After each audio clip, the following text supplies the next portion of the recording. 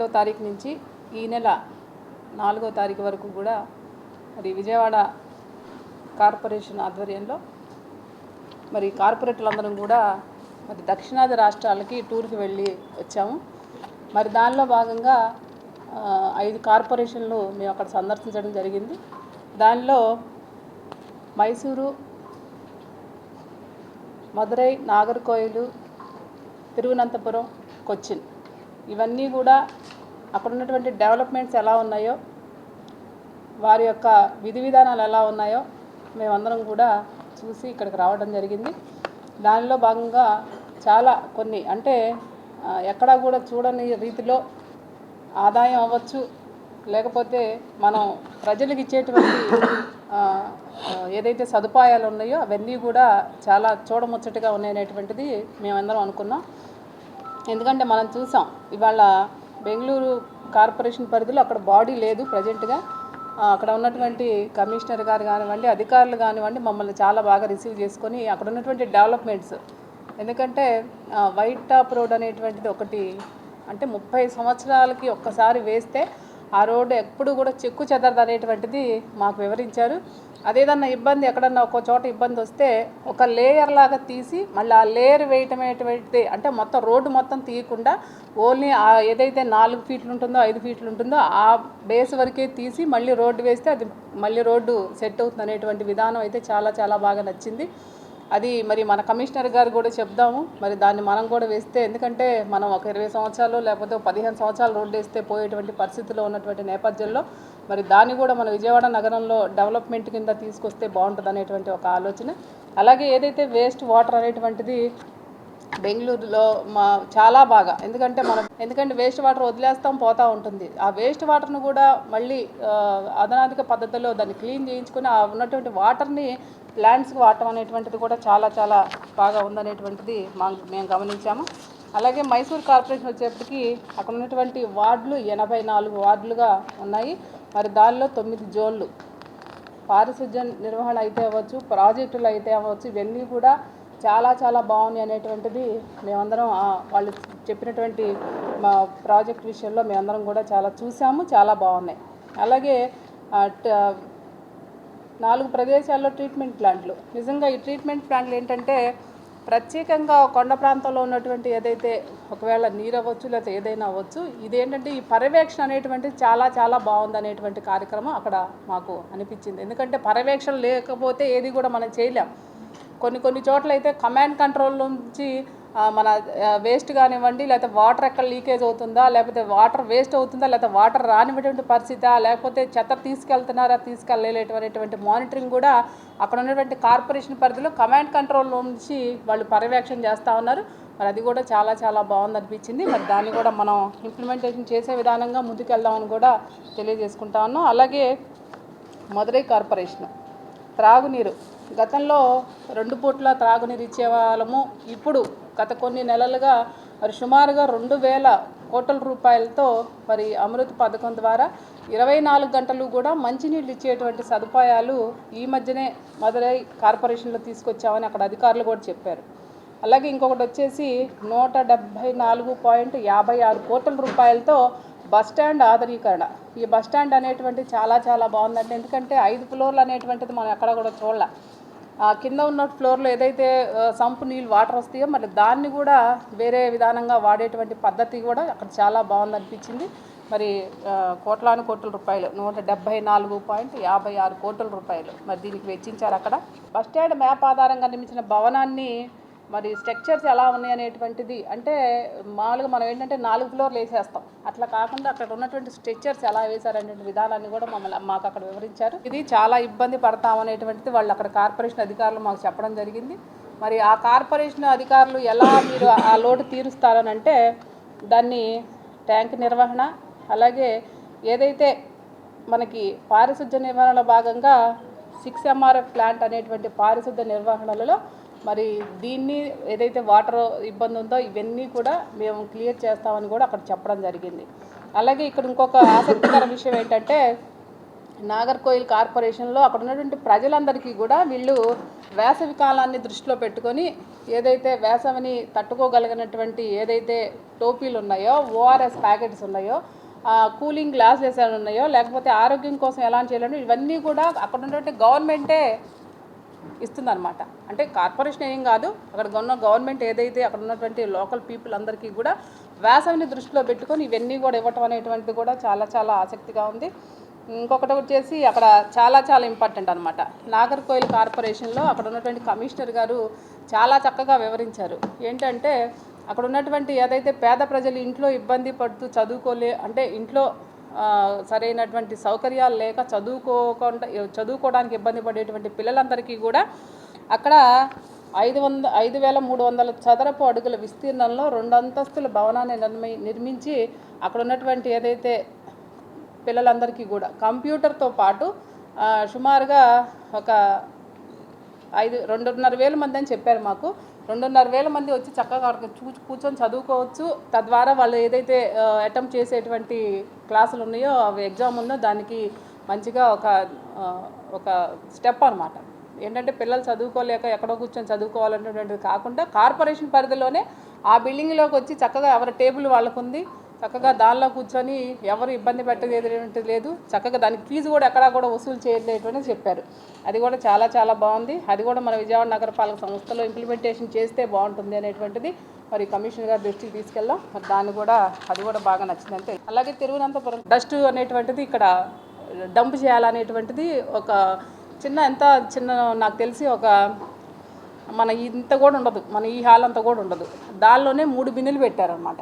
3 బిన్నులు పెట్టి ఆ 3 బిన్నుల్లోనే అక్కడ ఉన్నటువంటి వ్యర్థాలన్నీ సేకరించి అక్కడ పెడతారంట. మళ్ళీ ఆ వ్యర్థాల సేకరణలోనే అది సెగ్రిగేట్ చేసి దాన్ని ఎలా బయటికి పంపించి మళ్ళీ మనం రీసైక్లింగ్ ఎలా వాడుకోవాలనేటువంటి కార్యక్రమం కూడా మరి దీంట్లో జరుగుతుంది. 70 రకాల వ్యర్థాలతో మరి రకరకాలైనటువంటి మనకి మళ్ళీ రీసైక్లింగ్ ఎలా ఉపయోగించుకోవాలనేటువంటి ఇది కూడా చాలా బాగా వివరించారు. దీనిలో ఆసక్తికరమైన విషయం ఏంటి అని అంటే, చిన్న ప్లేస్లో ఏదో ఇప్పుడు మనం చెత్త అనేసరికి ఏదో ఒక ప్లాంట్ ఉండాలి దానికి కానీ అలా కాదు. చిన్న ఇల్లు కూడా కాదు, చిన్న రేకుల షెడ్లోనే దీన్ని పెట్టి చక్కగా 3 బిన్నుల్లాగా పెట్టారు. ఆ 3 బిన్నుల్లో 3 రకాలైనటువంటి వేస్ట్ వేయటము, దాన్ని మళ్ళీ రీసైక్లింగ్ చేసి మనం ఎలా వాడుకోవాలనేటువంటి అది కూడా చాలా బాగా నచ్చింది. అలాగే చివరిగా కొచ్చిన్ నగరపాలక సంస్థ కూడా అక్కడ ఉన్నటువంటి మేయర్ గారు కూడా చాలా బాగా మమ్మల్ని అందరినీ రిసీవ్ చేసుకున్నారు. మరి అక్కడ కొచ్చిన్లో సుమారుగా 11.5 ఎకరాల్లో ఒక పార్కు, సుభాష్ పార్క్ అనేటువంటి పార్కు కరెక్ట్గా కార్పొరేషన్కి ఎదురుగానే ఈ పార్కు కూడా ఉంది. చాలా నీట్గా ఉంది. అసలు అంటే ఎన్నో ఏళ్లకన్నా ఎప్పుడో ఉన్నటువంటి పెద్ద వృక్షాలు కూడా దానిలో ఉన్నాయి. అది చక్కగా మెయింటైన్ అవుతుంది. అలాగే ఫీజు కూడా ఎక్కడ కూడా వసూలు చేయట్లేదని కూడా వాళ్ళు చెప్పారు. ₹1 కూడా ఎవరు ఫీజు చేయట్లేదు. కానీ మెయింటెనెన్స్ మాత్రం చాలా చాలా బాగుంది. ఎందుకంటే సహజంగా మనం మెయింటెనెన్స్ ఉన్నప్పుడు ఫీజు ఎంతో కొంత వసూలు చేస్తాం, కానీ అక్కడ ఎవరు కూడా ఫీజు వసూలు చేయట్లేదంట. కానీ పార్కు కూడా చాలా చాలా డెవలప్గా ఉంది. మరి ఇవన్నీ ఇంకొకటి ఏంటంటే, ఇక్కడ కొచ్చిన్లో ఒక ఐరన్ దీంతో వాటర్ బాటిల్ ఏదైతే ఉంటుందో, మనం అంటే ఇప్పుడు ప్లాస్టిక్ రహిత నగరం అని చెప్పేసి మన అందరం కూడా చెప్పుకుంటా ఉన్నాం. ఇది ఇంప్లిమెంటేషన్లో ఇక్కడ కొచ్చిన్లో బాగుంది అనేటువంటిది. ఎందుకంటే మేము ఎక్కడ కూడా ప్లాస్టిక్ బాటిల్ వాటర్ బాటిల్ అడిగినా కూడా అక్కడ వాటర్ బాటిల్ ఇవ్వట్లే. ఏదైతే మనకి గాజు సీసాలో వాటర్ బాటిల్ ఇచ్చారనమాట. మనం కొనుక్కోవడానికి వెళ్ళి గాజు సీసానే మనం కొనుక్కోవాలి, వాటర్ బాటిల్ అనేటువంటిది అక్కడ ఏం లేదు. మరి ఈ వాటర్ బాటిల్కి ప్రత్యేకంగా ఒక వాటర్ కంటైనర్ లాగా పెద్దది వేసి దీంట్లోనే, అంటే వాటర్ బాటిల్ ఎక్కడన్నా రోడ్డు మీద అంటే అసలు ఉండదు, మనకేంటంటే ఎగ్జాంపుల్గా వాళ్ళు పెట్టారన్నమాట. ఏదైతే ఖాళీ వాటర్ బాటిల్ ఉంటే తీసుకెళ్ళి ఆ వాటర్ బిన్లోనే వేయాలి. అది అనేటువంటి రోల్ మోడల్గా ఉంది. అది కూడా మనం ఇంప్లిమెంటేషన్ చేసుకోవచ్చు. మరి ఇవన్నీ కూడా ఏదైతే టూర్లో భాగంగా మేమందరం కూడా చూసి రావడం జరిగింది. ప్రతి ఒక్క కార్పొరేషన్లో కూడా అక్కడ ఉన్నటువంటి మేయర్లు అయితే అవ్వచ్చు, లేకపోతే బాడీ లేని చోట అధికారులు కూడా మమ్మల్ని అందరినీ బాగా రిసీవ్ చేసుకున్నారు. ఇవన్నీ కూడా ఇంకొకటి, కొన్ని కార్పొరేషన్లు అయితే మరి అసెంబ్లీని తలపించే విధంగా మన కౌన్సిల్ హాల్ ఉంది. అది కూడా చాలా చాలా బాగుంది. మనకు కూడా ఏదన్నా అవకాశం ఉంటే, ఆల్రెడీ మనకు పెద్ద కౌన్సిలే, దాన్ని కొంచెం మోడలింగ్ ఏదన్నా చేస్తే బాగుంటుంది అనేటువంటిది కూడా మేము అనుకున్నాం. ఆ రోజున కార్పొరేషన్ అంటే అసెంబ్లీకి తన్నేలాగంటే అంటే ఇప్పుడు వచ్చేటువంటి టెక్నాలజీలతో పాటు దాన్ని కూడా మనం కూడా ఏదన్నా అవకాశం ఉంటే రానున్న రోజుల్లో వచ్చే బాడీకైనా అవకాశం ఇద్దామనేటువంటి ఆలోచనలు అయితే మేమైతే ముందుకెళ్తా ఉన్నాం. మరి ఈ విధంగా ఈ టూర్ మొత్తం కూడా కంప్లీట్ అయింది. చాలా చాలా సంతోషం. ఎందుకంటే మనకు తెలియనటువంటి విషయాలన్నీ కూడా కొన్ని తెలుసుకోవడం కూడా జరిగింది. దీనిలో విషయంగా కొన్ని ఇంప్లిమెంటేషన్ చేయాలనేటువంటిది మనందరం కూడా కార్పొరేటర్లు అందరం కూడా కమిషనర్ గారికి వివరిద్దామని కూడా తెలియజేసుకుంటా ఉన్నాం. అలాగే బెంగళూరులో ఉన్న కొన్ని మేము గమనించిన విశేషాలు కూడా మీకు చెప్తాకి. కొన్ని రోడ్లు వాళ్ళు వేశారు. వైట్ టాప్ రోడ్ అంటే ఇప్పుడు సిమెంట్ రోడ్డు ఉన్నప్పుడు రోడ్డు వేసేటప్పుడు చిన్న పీసులుగా 4 అంగుళాలు కట్ చేసేసుకుంటూ బార్డర్ పెట్టుకుంటూ రోడ్డు వేశారు. దానివల్ల ఉపయోగం ఏంటంటే రేపు పొద్దున్న భవిష్యత్తులో చిన్న గీతలు పడ్డా చిన్న ఇది లేచినప్పుడు సిమెంట్ రోడ్డు మొత్తం వేయకుండా ఆ 4 ఫీట్ వరకు తీసి ఆ బిల్ల వరకు మళ్ళీ వేరే బిల్ల వేసేటట్టు వాళ్ళు కొత్తగా ప్రయోగాత్మకం చేశారు. చాలా బాగుంది. అది కూడా మేము పరిశీలించాం. మీకు 100 కిలోమీటర్ల ద్వారా సూయేజ్ ట్రీట్మెంట్ ప్లాంట్ కూడా నీటిని శుద్ధి చేశారు. అది కూడా నచ్చింది. అది కూడా మీకు పవర్ ప్లాంట్లో మా ఈ డి గారు వివరిస్తారు. నెక్స్ట్ మేము మైసూర్ కార్పొరేషన్ చూసాము. మైసూర్ కార్పొరేషన్ కూడా కావేరీ డ్యామ్ నుంచి వాటర్ వచ్చేది ఏదైతే ఉందో అక్కడ దాన్ని ఎక్కువగా వాడుకుంటున్నారు. వాళ్ళకి ఇబ్బంది లేకుండా హిల్ ప్రాంతంలో కూడా అందరికీ వాటర్ వస్తాం కూడా జరుగుతుంది. అలాగే మేము మధుర కార్పొరేషన్లో కూడా కొన్ని వాళ్ళు ఏంటంటే బస్ స్టాండ్ కూడా అక్కడ మనకు వెసులుబాటు ఏంటంటే ఒక కాంప్లెక్స్ ఒక ప్లేస్లో 5 అంతస్తులు నిర్మించి 2 అంతస్తులు పార్కింగ్ 3 అంతస్తులు అది మెయింటైన్ బై కార్పొరేషన్. వివిధ రకాల ప్రదేశాలకు వెళ్ళి కార్పొరేట్లు అందరూ వెళ్ళి అక్కడ ఏదైతే కొత్తగా ఉన్నదో ఇప్పుడు మాది టైం అయిపోయినా ఇంకొక తరానికి మేము తీసుకొచ్చింది అధికారుల ద్వారా ఇక్కడ ఇస్తే మనకి అధికారులు ఇంప్లిమెంట్ చేస్తే భవిష్యత్తులో విజయవాడ నగరాన్ని మనం సుందరంగా తీర్చొచ్చనే ఉద్దేశంతోనే ఈ టూర్ ప్రోగ్రాం అనేది పెట్టుకోవడం జరిగింది.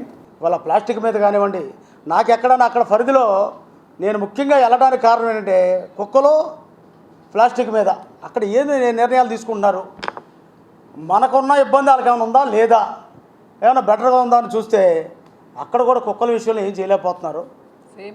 సేమ్ వాళ్ళు కూడా మీరేమైనా చేస్తారో అని మేము చూస్తున్నాం, ఎదురు చూస్తున్నాం అంటున్నారు. కానీ అద్భుతమైన విషయం ఏంటంటే మేము వెళ్ళిన తర్వాత వాళ్ళు ఎంత ప్రేమగా చూశారంటే నవ్వుతూ పలకరించారు, ప్రేమతో ఆదరించారు. మొత్తం వాళ్ళ కుటుంబం మొత్తం వచ్చి మన కుటుంబానికి స్వాగతం పలికారు. ఇది మాత్రం వాళ్ళకి మరి అద్భుతమైన కార్యక్రమం. ఇది మనం కూడా వాళ్ళు వచ్చినప్పుడు అంత రిసీవ్ చేసుకోవాల్సిన అవసరం ఉంది. దీని మూలంగా అధికారులకు కూడా మేము తెలియజేసేది ఏంటంటే ఇంకా మాకు 10 నెలల్లో 11 నెలల్లో ఉంది. ఒకవేళ వాళ్ళు ఎవరైనా వచ్చినట్లయితే కార్పొరేషన్ మా ఉద్యోగాలు అయిపోయిన తర్వాత వచ్చినట్లయితే కూడా మాకు తెలియపరిస్తే మేము వచ్చి వాళ్ళకి స్వాగతం చూస్తాం. అదేవిధంగా అమ్మవారి గుడి దర్శనం చేయించి పంపించాలనే ఆలోచన. ఎందుకంటే అంత ప్రేమను పంచారు. మనిషికి ఇలువ కట్టలేనిది ఏదైనా ఉందంటే ప్రేమ. అట్లా ఏంటంటే అదేవిధంగా కూడా అక్కడ ప్లాస్టిక్ వాడకంలో మాత్రం చాలా అద్భుతంగా చేస్తున్నాయి కొన్ని నగరాలు. ప్లాస్టిక్ బాటిల్ లేదు. అదేవిధంగా మరి గాజు సీసాలు వాడుతూ ఉన్నారు. ఇది అద్భుతం. మనం కూడా ఎందుకంటే దాని మీద గట్టి ప్రయత్నం చేయాలి. ఎందుకంటే ఇవాళ క్యాన్సర్ బారిన పడుతూ ఉన్నారు. నగర ప్రజలు కాదు, రాష్ట్ర ప్రజలు కాదు, దేశం మొత్తం కూడా. మరి అది మాత్రం ఖచ్చితంగా మనం అమలు చేయాల్సిన అవసరం ఉంది. ప్లాస్టిక్ లేని నగరంగా తీర్చిదిద్దాలి ముందు విజయవాడ నగరాన్ని అని నా కోరిక, మనందరి కోరిక కూడా. అది ప్రజల కోరిక ముఖ్యంగా. మరి ఎందుకంటే దీని మీద కమిషనర్ గారు కూడా దృష్టి సారించాల్సిన అవసరం ఉంది. ఇది ప్రత్యేకంగా మరి దృష్టి పెడితే కానీ సాధ్యపడదని సందర్భంగా తెలియదు. ఎందుకంటే మనిషి లేచిన కానీ ఖాళీ లేదు. ఎందుకంటే శానిటేషన్ వచ్చాలకే మొత్తం నగరాల కన్నా కూడా శానిటేషన్ విషయం వచ్చాలకే మన డబ్బా మనం కొట్టుకోకూడదు. కానీ బాగుంది. మన విజయవాడ నగరమే అద్భుతంగా ఉంది. అది మాత్రం మనం ఎక్కడ చూసినా మేము ఎందుకంటే కాలువలో సైడ్ డ్రైన్స్ ఇవి చూసుకుంటా ఉన్నాం. మైసూరు నగరం అనుకుంటా. విజయవాడ నగరపాలక సంస్థ తెల్ల కార్డు ఉన్నవారికి 18 సంవత్సరాలు వచ్చేదాకా 50,000 రూపాయలు పుట్టంగానే, ఆడపిల్ల పుట్టంగానే నగరపాలక సంస్థ ఫిక్స్డ్ డిపాజిట్ చేస్తుంది 50,000 రూపాయలు. అక్కడ చెప్పినటువంటి అధికారులు చెప్పారు. అక్కడ మనం అడిగిన ప్రశ్నకి ఆయన సమాధానం చెప్పారు. అది ఒక అద్భుతమే. ఒక తెల్ల కార్డు ఉన్న దారుడికి ఒక ఆడపిల్ల 18 సంవత్సరాలు వచ్చేదాకా ఒక 50,000 ఫిక్స్డ్ అంటే ఆ టయానికి ఎంత అవుతుంది? ఇది చాలా ఆశ్చర్యమైన విషయమే. విజయవాడ అక్కడ నగరపాలక సంస్థ, మైసూరు నగరపాలక సంస్థ చేస్తుందంట. మూర్తి గారు, మన కార్పొరేటర్ మూర్తి గారు అడిగిన ప్రశ్నకి వాళ్ళు సమాధానం చెప్పారు. అది గొప్ప విషయమే. అంటే ఒక నగరపాలక సంస్థ ఒక రాష్ట్ర ప్రభుత్వం తీసుకోవాల్సిన నిర్ణయాలు కూడా తీసుకుందంటే అది అద్భుతంగా మనం పనుల్లో తీసుకోవాల్సిన అవసరం ఉంది. అదే ప్లాస్టిక్ యొక్క నివారణ ఏ విధంగా చేయాలనేది మనమంతా దాని మీద పట్టుబట్టి మన కార్పొరేషన్లో కూడా దాన్ని చేయాల్సిన అవసరం ఎంతైనా ఉంది. అలాగే నాగర్కోయిల్ పట్టణ అభివృద్ధి ఇందులో కూడా మమ్మల్ని ఎంతో కమిషనర్ గారు సాధారణంగా ప్రేమగా ఆప్యాయతగా పిలిచి మా అందరికి కూడా వివరాలన్నీ చెప్పి చేయించడం జరిగింది. అదేవిధంగా మన కొచ్చిలో మేయర్ గారు మా కోసం ప్రత్యేకంగా ఉండి ఆయన అన్ని విషయాలు తెలుసుకొని మనం ప్రదర్శించినటువంటి మన నగరపాలక సంస్థ అభివృద్ధి పిక్చర్ని ఆయన చూసిన తర్వాత ఆయనకి నచ్చింది ఏంటంటే కమాండింగ్ కంట్రోల్ చాలా బాగుంది మీది, మేము దీన్ని పరిశీలనలోకి తీసుకొని కమాండింగ్ కంట్రోల్ రూమ్ని మేము కూడా ఏర్పాటు చేయడానికి చర్యలు తీసుకుంటామని చెప్పేసి ఆయన చెప్పడం జరిగింది. అంతేకాకుండా విజయవాడ నగరంతో ఆయనకున్న అనుబంధాన్ని అతను గతంలో సిపిఎం కార్యకర్తగా ఉన్నప్పుడు పుచ్చలపల్లి సుందరి గారి దగ్గర రావడం, విజయవాడ నగరాన్ని పరిశీలించడం, అమ్మవారి గుడిని దర్శించుకోవడం అన్నీ కూడా ఆయన వివరించి చెప్పాడు. ప్రత్యేకంగా ప్రేమాభిమానాలు విజయవాడ నగరం మీద చూపించారు. త్వరలోనే ఆయన కూడా మేము రావడానికి ప్రయత్నిస్తామని డిప్యూటీ మేయర్ గారు అడగగానే, సచిన్ గారు అడగగానే వస్తామని చెప్పేసి ఆయన కూడా తెలియజేయడం జరిగింది. మరి 3 రాష్ట్రాల్లో కూడా మమ్మల్ని ఇంత విధంగా ఆదరించినటువంటి వాళ్ళందరికీ కూడా మీ అందరి తరపున, మా అందరి తరపున కూడా ధన్యవాదాలు తెలియజేసుకుంటున్నాం.